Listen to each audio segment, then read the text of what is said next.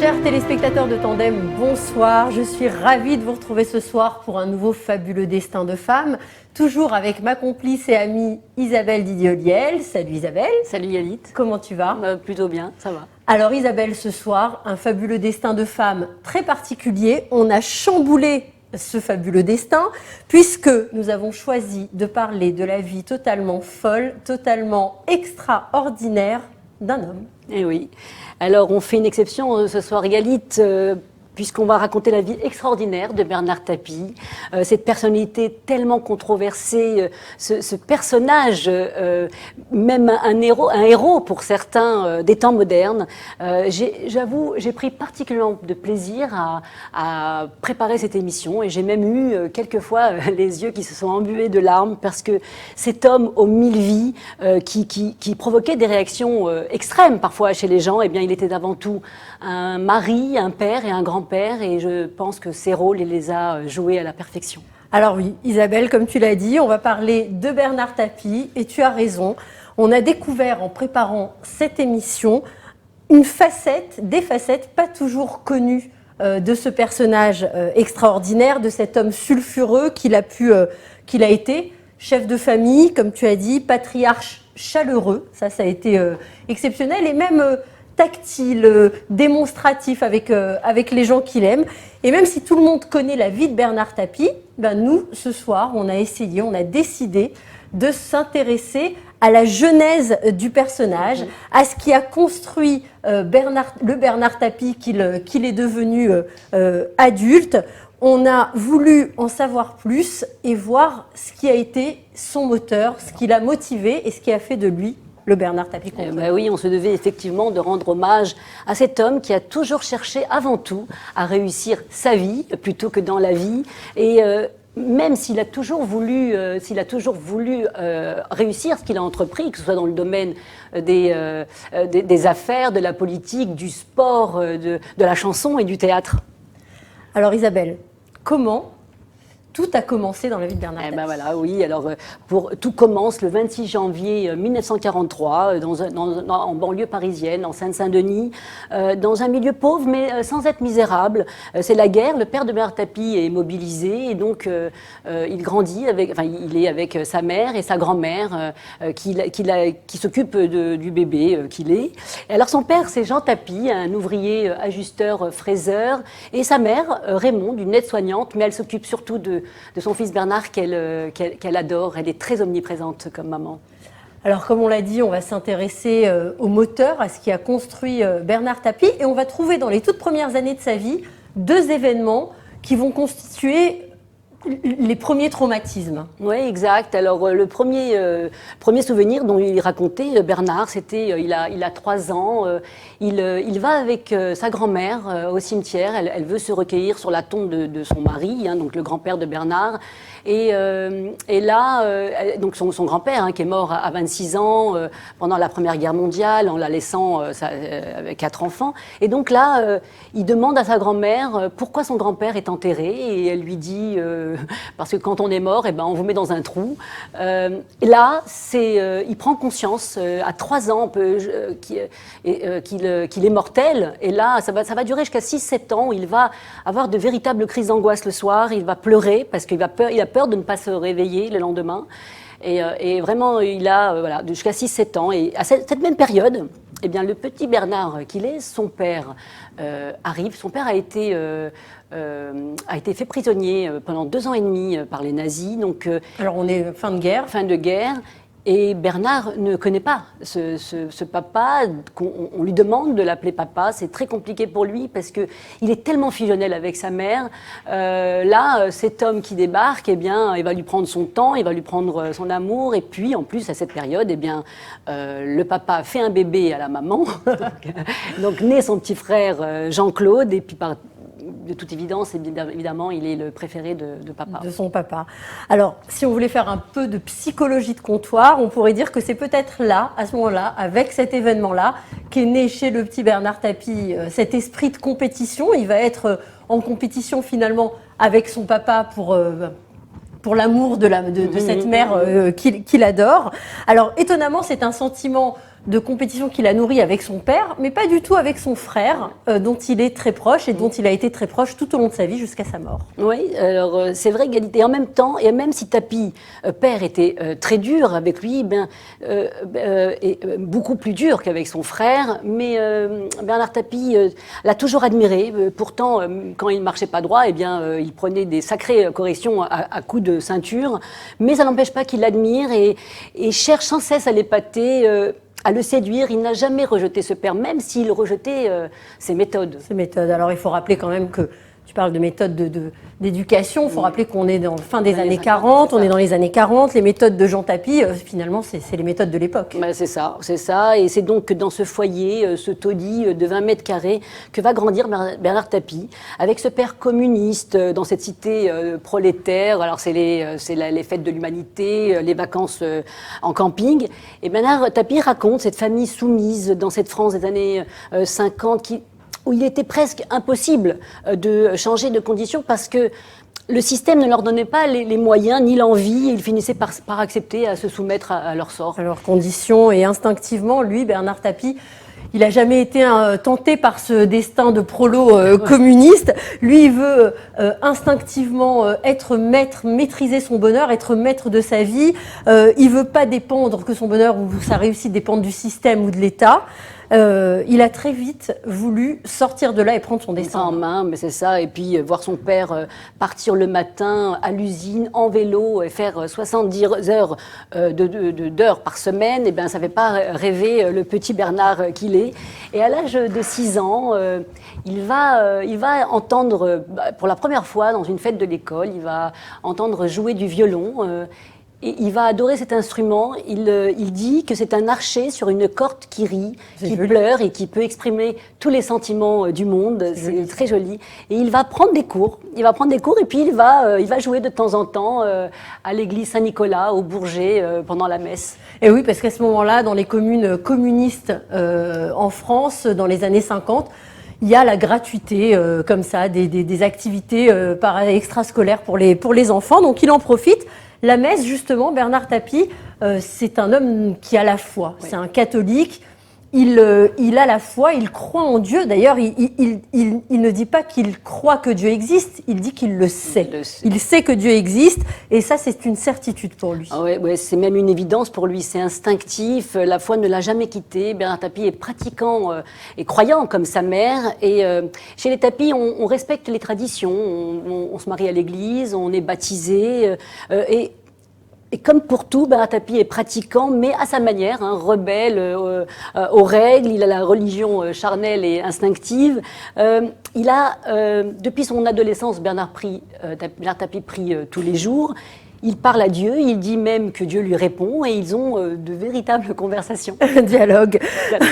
Ils discutent. Alors c'est rigolo, ce côté mystique chez cet homme qu'on ne peut pas tellement soupçonner quand on connaît un petit peu sa vie et son parcours, parce que quand même, il pense que Dieu le protège tout le temps. Il pense que ça ne peut pas être que de la chance quand il arrive à se sortir de situations un petit peu compliquées et dont il ne devrait jamais s'être sorti. Ouais, c'est ça. Galit, on peut vraiment dire que la foi et la révolte contre sa condition de prolo en devenir a été vraiment des moteurs. Et si on rajoute cette énergie hors du commun, on a là déjà un début d'explication sur cette Nia qui a caractérisé sa vie et tous les combats qu'il a menés jusqu'à la fin, jusqu'à son dernier, celui du cancer. Alors le cancer, bien sûr, on y reviendra, mais quand même, malgré cette énergie et cette révolte, le petit Tapie est un élève médiocre. Alors Tapie, il tient pas en place. Il serait en Israël dans les années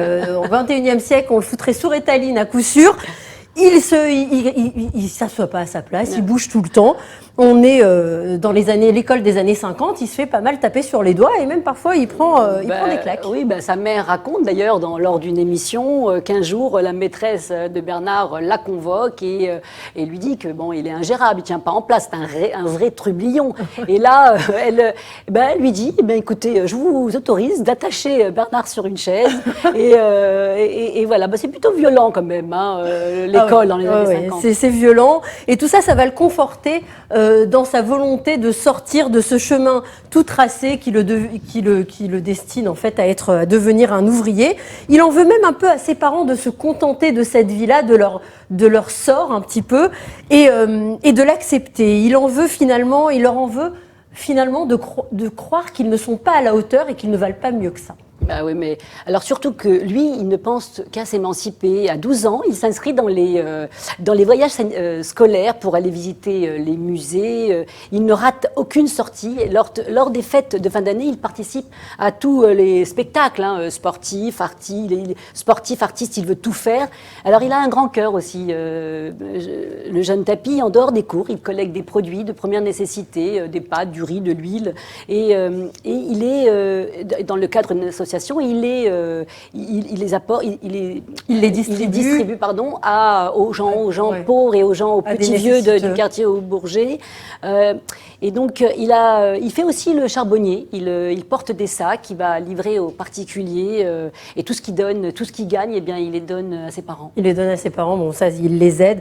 Alors ce qui est drôle aussi, c'est qu'alors qu'on pense qu'il a toujours tout maîtrisé, lui révèle, alors dans la biographie que Franz-Olivier Gisbert lui a consacrée très récemment, on s'est d'ailleurs beaucoup inspiré, toi et moi, de cette biographie, il révèle à Franz-Olivier Gisbert la chose suivante, je vais citer, je vais lire, vous me pardonnerez. Donc, depuis que je suis petit, j'ai rarement fait quelque chose qui ait été le fruit d'une envie, d'un désir de ma part. À cause de ma vitalité, de ma créativité, de ma grande gueule, on me propose sans arrêt des trucs. J'en accepte certains, j'en refuse d'autres. C'est toute l'histoire de ma vie.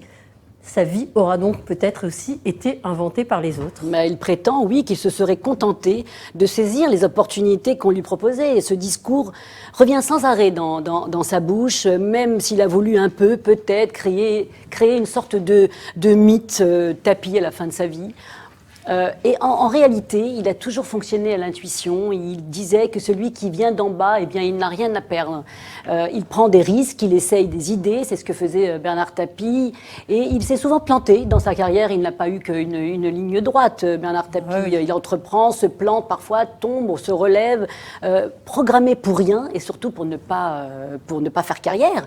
Il change tout le temps de cap, au hasard des rencontres, de ses coups de cœur, mais surtout Tapi séduit, s'impose, impressionne, et quand il tombe sur un mur, eh bien, il change tout simplement de direction. Il change de direction, exactement, et les années d'adolescence donc passent, Bernard Tapie grandit, et arrive le moment du service militaire. Alors ça, c'est un moment très important. On pourrait croire que le rebelle Tapi ne va jamais pouvoir s'intégrer, s'adapter à la discipline militaire. C'est tout le contraire. Et c'est même pour lui une révélation. Ah oui, c'est la grande révélation de sa vie. Il est élève officier de réserve. La plupart des autres soldats sont issus de familles favorisées. Ils ne sont que deux à venir qui sont fils de prolos. Et alors très vite, il devient le leader dans ce cadre qui gomme toutes les différences sociales. Et là, il prend alors conscience qu'il n'y a aucune raison qu'il reste en bas de l'échelle. Et il raconte que ses camarades du haut du panier, eh bien, lui ont donné l'envie d'être le premier, et c'est à l'armée qu'il a découvert cette capacité à se surpasser. Alors le jeune Tapi, de retour de son service militaire, commence à travailler. On est au début des années 60, il enchaîne les petits boulots. Il se fait souvent virer finalement parce que il reste pas en place, et pareil, il se dit qu'il devrait peut-être pas rester employé parce que lui ce qu'il veut c'est quand même être libre, même s'il veut travailler, il a envie de réussir, mais il veut surtout être libre. Et là, un jour, alors qu'il se cherche un peu, les parents ont déménagé, ils sont dans un petit pavillon de Champigny-sur-Marne maintenant. C'est ça. On tape à la porte. Bah oui, alors un jour on sonne à la porte, c'est un vendeur de télévision qui a à peu près l'âge de Bernard Tapie, qui lui demande une voix timide s'ils ont la télé. Et là, Bernard Tapie lui dit que non, ils n'ont pas la télé, qu'ils n'ont pas du tout l'intention d'en avoir une. Et ce petit vendeur lui dit, je peux vous proposer d'excellentes conditions et vous laisser une télé pour 2 ou 3 jours. Et là, Bernard Tapie lui dit qu'il s'y prend comme un manche et il lui propose de faire les tournées avec lui. Et là, Bernard Tapie un jour donc donc les deux ensemble pendant la tournée, ils sonnent dans la porte d'une femme il leur demande qu'ils font une enquête pour un programme télé. Et la dame lui dit ben non, je n'ai pas de télé, je ne peux pas vous répondre. Et alors il a dit ben on va vous laisser une télé pour une semaine et comme ça vous pourrez répondre à notre enquête. Et voilà. Et c'est là. Et oui, alors la méthode Tapie, voilà. Une des méthodes Tapie est née à ce moment-là. Méthode imparable. Bernard Tapie va très vite devenir le meilleur ami et l'associé du patron de ce jeune homme qui était venu un jour taper à sa porte. Et ils vont avoir une petite boutique comme ça. Ils vont vendre des télés et ils vont souvent vendre jusqu'à 400 télés par jour. Ouais. Par mois. Bernard Tapie fait de l'argent, il se cherche, il essaye, il a la tête pleine de rêves et surtout, eh bien à ce moment-là, il rencontre Michel Layec, son premier amour, qui va épouser très vite. Ils vont avoir 2 enfants, Nathalie et Stéphane. Franz-Olivier Guibert, dans la biographie qu'il lui consacre, écrit de Bernard Tapie que c'est à ce moment-là, après l'expérience du service militaire, qu'il devient l'homme à la mâchoire carrée qui va avaler la mer et les poissons avec. Alors là, on est en 1964. Bernard Tapie a 21 ans. Il sort de l'armée. Lui et sa femme attendent leur premier enfant. Il vend toujours des télés. Il tient une boutique dans le quartier de la Gare de l'Est. Mais il se rend vite compte que c'est pas sa vie. C'est pas ça qu'il a envie de faire. Il se lasse très vite. Il tient pas en place. Il déborde d'idées. Il veut bouffer le monde. En fait, on a l'impression que là, Tapie est déjà devenu Tapie. Exactement. En plus, il y a une anecdote que j'ai lue dans une de ses biographies. Un jour, dans le 11e arrondissement, il est avec un ami au bord de sa voiture de sport. Et là, il se fait agresser par un voyou qui brandit un couteau. Et là, Bernard Tapie jette les clés dans les égouts et puis lui dit, vraiment en éclatant de rire, eh bien, si tu veux ma bagnole, va chercher les clés. Alors le voyou, devant tant d'aplomb, s'enfuit.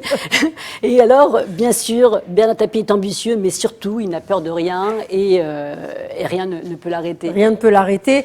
Quand son premier magasin d'électroménager, donc à côté de la Gare de l'Est, périclite un petit peu, commence à moins bien marcher, il lance sa première entreprise qu'il appelle Cercle numéro 1. Alors l'idée de départ, c'est de donner aux salariés du privé les mêmes conditions que les fonctionnaires.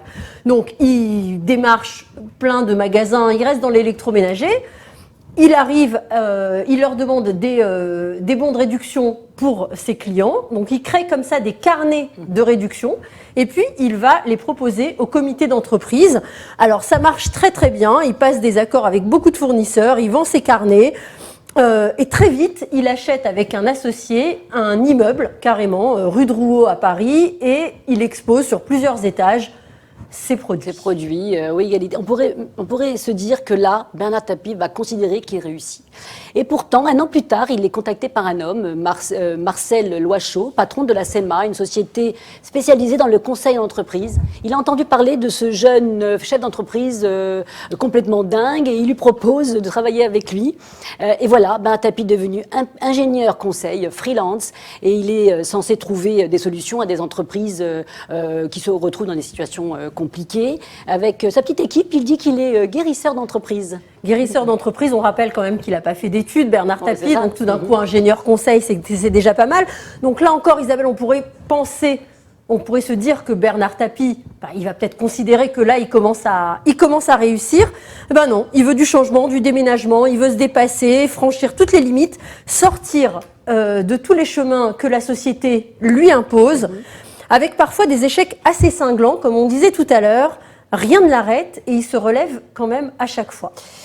Il a fait tellement de choses, emprunté tellement de chemins que forcément il y a eu des échecs. Il a essayé la chanson pendant les années yéyé, il a même fait la première partie de Hervé Villard et de Christophe, mais ça n'allait pas assez vite, donc il a laissé tomber. Ouais. Alors oui, Isabelle, il a arrêté la chanson très vite, mais il y est revenu. Je ne sais pas si tu te souviens, dans les années 80, il a fait une reprise de la chanson de Starmania.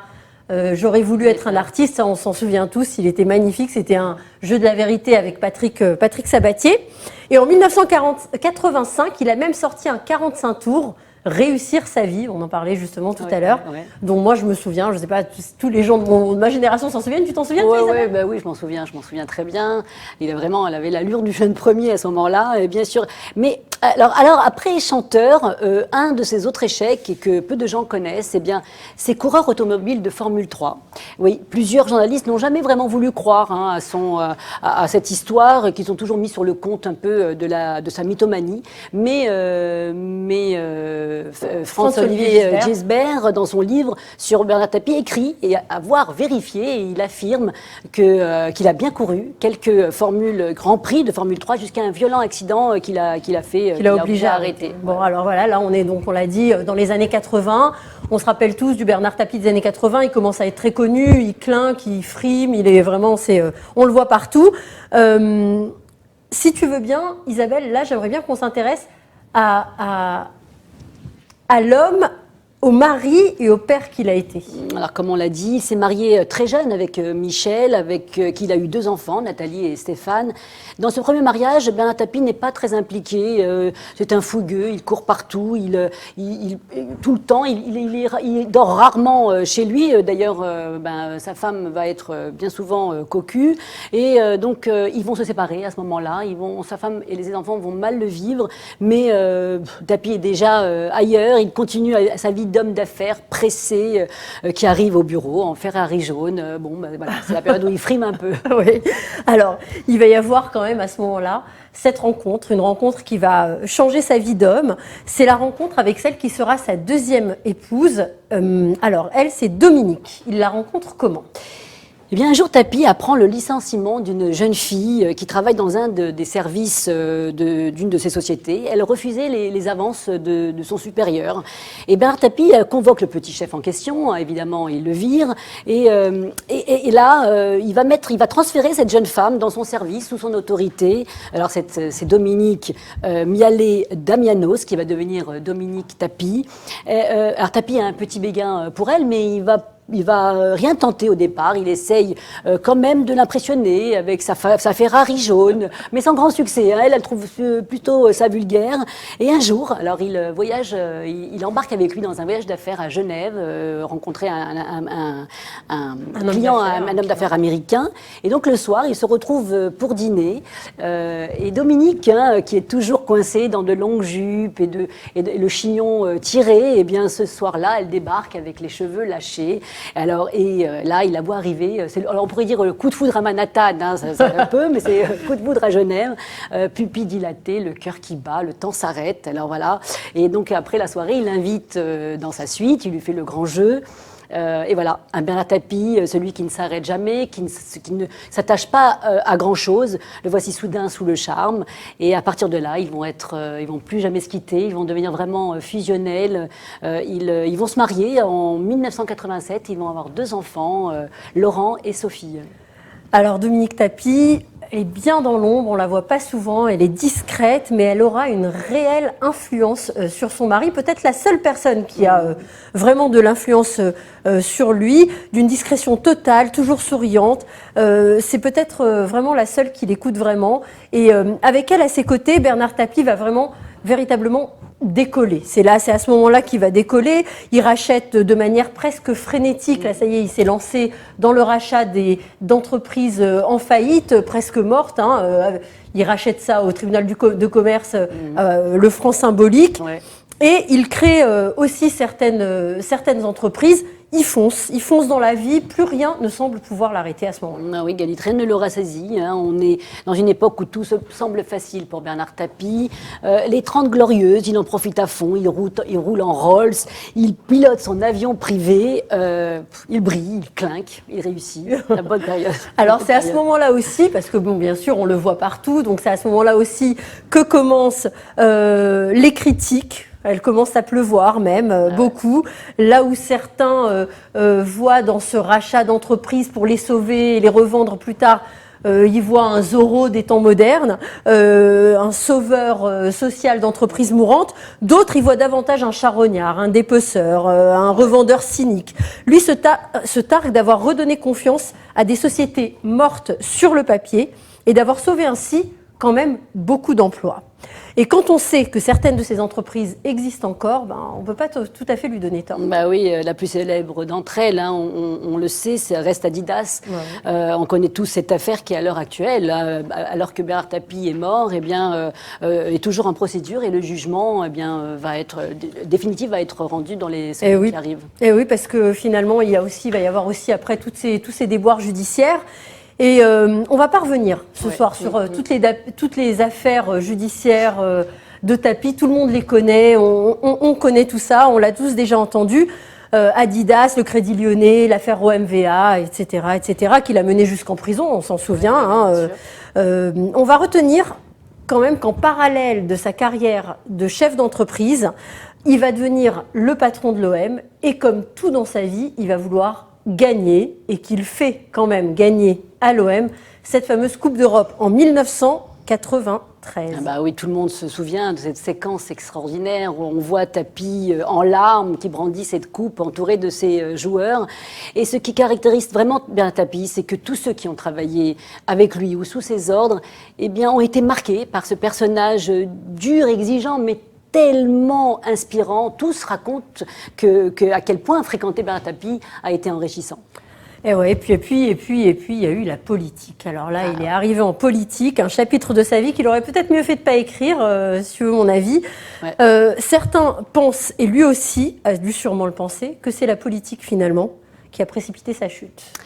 Ouais. D'abord, tout commence avec l'émission de télévision Ambition, que Bernard Tapie anime pendant un an sur TF1. Des entrepreneurs viennent présenter leur projet de création d'entreprise et devant un jury d'économistes, de managers et de journalistes, etc., si leur idée est retenue, ils pourront la concrétiser et tout ça est en direct. L'émission a beaucoup de succès et Bernard Tapie participe à la privatisation de TF1, il en devient même actionnaire. Bernard Tapie est toujours en croisade économique, mais avec TF1, il se déporte là, doucement, vers la politique. Et oui, on se souvient tous avec quelle violence il attaquait Jean-Marie Le Pen à l'époque.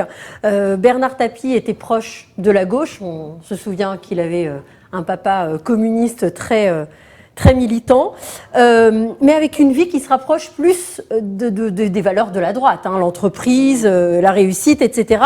C'est ce qui semble intéresser chez lui, cette dualité, c'est ce qui semble intéresser François Mitterrand à l'époque, qui semble à cette époque vouloir réconcilier la gauche avec le monde de l'entreprise et il pense pouvoir peut-être un jour faire appel à Bernard Tapie. Bah oui, c'est pourtant Bernard Tapie, en septembre 1987, qui demande à Jacques Ségala, qui est son ami, de lui organiser deux déjeuners. L'un avec Valéry Giscard d'Estaing et l'autre avec François Mitterrand, qui est alors en fin de premier mandat. Et Bernard Tapie veut les connaître et se faire connaître d'eux. Il déjeune d'abord avec Valéry Giscard d'Estaing. Bon, le déjeuner est cordial, mais il n'y a pas de suite. Et ensuite, quelques jours plus tard, il déjeune avec François Mitterrand. Jacques Ségala raconte que le président est venu à reculons, mais Tapie l'intéresse, et les deux sont sous le charme à ce moment-là. Il raconte aussi avoir senti Bernard Tapie changer de destin personnel à ce moment-là. Alors oui, Jacques Ségala, qui était très présent dans la vie de Bernard Tapie. Pour lui, l'entrée en politique de Bernard Tapie, c'est un suicide. Il le résume d'ailleurs très bien avec cette phrase. Il dit « Bernard Tapie rêvait d'être Frank Sinatra, il jouera les Rockefeller avant de vouloir être Mitterrand II et de finir en Jean Valjean malgré lui ». Ouais, quelques temps plus tard, Mitterrand appelle Tapie et lui propose de se présenter à Marseille aux élections législatives de 1988. Alors sur le papier, Bernard Tapie n'a aucune chance de gagner et il perd d'un cheveu. Mais le Conseil constitutionnel annule l'élection et un an plus tard, Bernard Tapie se représente et gagne cette fois largement. Et dans le livre de François-Olivier Guibert, Bernard Tapie raconte: c'est toute l'histoire de ma vie. Là encore, je n'avais rien décidé. Je suis entrée par la porte qu'on m'avait ouverte. Et voilà que commence le parcours politique qui va me conduire à la mort. Oui, il n'y a pas d'autre mot, à ma mort. Alors Bernard Tapie a donc été député, élu à Marseille. Il a été ensuite ministre de la Ville dans le gouvernement de François Mitterrand. Et les affaires, la justice le rattrape à ce moment-là. Il y a eu la prison, on l'a dit. Ça a duré 8 mois, ça l'a transformé, bien sûr, ça transforme un homme. Il y a eu les batailles judiciaires permanentes pendant ces 30 dernières années. Il y a eu les années de vache maigre et la fortune qui est revenue. Il y a eu finalement le plus beau rôle à ce moment-là, dans ces années-là, de Bernard Tapie, celui de chef de ce clan familial. C'est là qu'il se ressourçait et c'est là qu'il a été le plus heureux. Ben oui, Bernard disait que ce qui était important, comme on l'a dit plus haut, ce n'était pas de réussir dans la vie, mais de réussir sa vie. Et c'est là qu'il a réussi sa vie. C'est dans son rôle de mari auprès de sa femme Dominique, c'est auprès de ses enfants et ses petits-enfants. Bernard Tapie était chaleureux, tactile, affectueux. Il avait de grandes conversations avec eux, il parlait tout le temps. Et c'est, comme on a dit, c'était vraiment un clan, le clan Tapie. Ouais. Et puis il y a 4 ans environ, alors qu'il a 74 ans, on lui diagnostique un double cancer de l'estomac et de l'œsophage.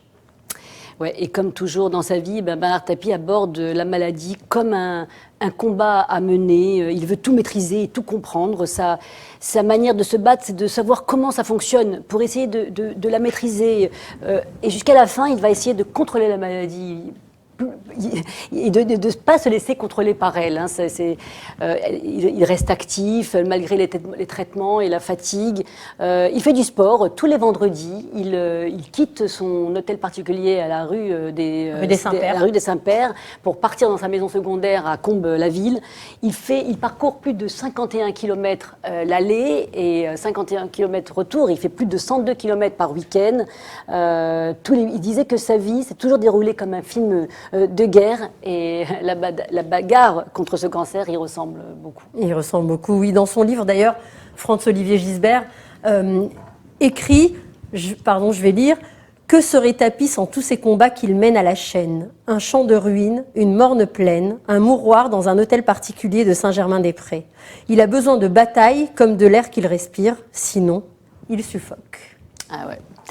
Mais malheureusement, Bernard Tapie a perdu ce combat, cette ultime bataille, le 3 octobre à 8h40 du matin. Il s'est entouré de tous les siens, de toute sa tribu, après 4 ans à se battre, mais aussi à donner de l'espoir à tous les malades de cette horrible maladie. Il essayait de transmettre son énergie tout le temps. Il disait « je peux me permettre parce que je suis malade ». Et donc il donnait sa pêche toujours à ceux qu'il rencontrait dans les hôpitaux. Alors quelle vie, quel personnage, Bernard Tapie, Isabelle, on ne pouvait pas ne pas s'y intéresser pour lui rendre un hommage, même si on a fait une exception, car Bernard Tapie, c'est une exception, c'est un homme d'exception, c'est un destin d'exception, donc il avait toute sa place dans notre fabuleux destin. Merci Isabelle.